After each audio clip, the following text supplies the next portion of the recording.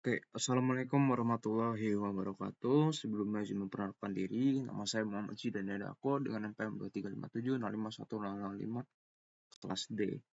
Oke, jadi pada kesempatan kali ini saya akan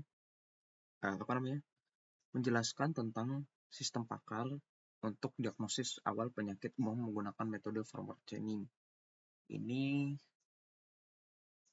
bagian dari kuis AI. Oke, jadi langsung aja. Untuk pengantarnya, di sini ada sistem pakar itu meniru cara berpikir pakar manusia untuk menyelesaikan masalah. Lalu di sini kita akan menggunakan metode forward chaining, yang dimana penalaran dari fakta menuju kesimpulan itu data driven. Atau data driven. Lalu ada studi kasus yang digunakan itu ada diagnosis awal penyakit berdasarkan gejala umum. Oke, langsung ke topik kasusnya. Di sini topiknya itu diagnosis penyakit berdasarkan gejala. Dan tujuan itu untuk membantu pengguna mengenali kemungkinan penyakit dari gejala yang dirasain. Outputnya itu akan merupakan rekomendasi kemungkinan penyakit. Kayak di sini ada komponen sistem pakarnya. Untuk fakta-faktanya itu ada 5, yang dimana yang pertama itu ada pasien mengalami demam. Untuk F1, F2 pasien mengalami batuk, F3 pasien mengalami sakit kepala, F4 pasien mengalami mual, F5 pasien mengalami nyeri tenggorokan. Lalu ada aturannya. Untuk aturannya itu sendiri, itu ada aturan if then.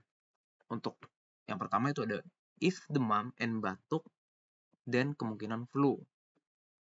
Jika pasien demam dan batuk, kemudian kemungkinan pasiennya itu flu. Dan if demam and sakit, kepala and mual, dan kemungkinan tipes. Ini untuk aturan-aturannya yang bisa dibaca aja. Kita langsung aja ke proses forward chaining-nya. Untuk fakta inputnya itu kita menggunakan demam, batuk, dan juga nyeri tenggorokan.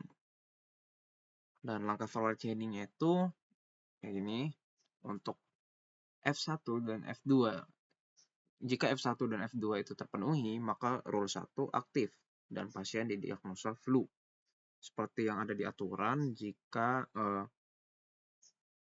if demam and batuk, jika F1 dan F2, untuk F1, F2 itu kan yang tadi F1 pasien itu demam dan batuk. Jika demam dan batuk, maka rule 1 aktif. Rule 1 itu yang ini. Demam dan batuk, kemungkinan flu. Dan pasien akan didiagnosa flu. Begitu juga dengan F1 dan F5. Jika F1 dan F5-nya itu terpenuhi, yang dimana Jika F1 dan F5-nya itu terpenuhi, maka rule 4 aktif dan diagnosa terinfeksi virus. Untuk F1 dan F5-nya itu kan pasien mengalami demam dan F5-nya pasien mengalami nyeri tenggorokan. Rule 4-nya itu 1, 2, 3, 4. Jika pasiennya itu demam dan nyeri tenggorokan, maka dia akan kemungkinan terinfeksi virus. Lalu untuk yang ketiga itu F2 dan F5. Jika F2 dan F5-nya terpenuhi, maka rule 3-nya aktif. Dan pasien akan didiagnosa radang tenggorokan. Radang tenggorokan itu F2 dan F5. Pasien mengalami batuk dan pasien mengalami nyeri tenggorokan. Yang mana nih? Ini nyeri tenggorokan dan juga batuk, maka kemungkinan radang tenggorokan. Jadi sesuai aturannya. Oke, untuk dari 3 kemungkinan ini, yaitu ada kemungkinan penyakit, tiga kemungkinan pasien itu terjangkit penyakit flu, infeksi virus, dan juga radang tenggorokan. Oke, jadi pada kesimpulannya, forward chaining ini bisa mulai dari fakta, cocok untuk diagnosis, berbasis gejala. Lalu sistem ini dapat dikembangkan dengan menambahkan fakta dan aturan. Lalu cocok untuk digunakan sebagai sistem awal untuk memberikan saran sebelum pemeriksaan medis lebih lanjut. Oke, jadi segitu aja dari saya. Terima kasih sudah menonton. Saya akhiri. Wassalamualaikum warahmatullahi wabarakatuh.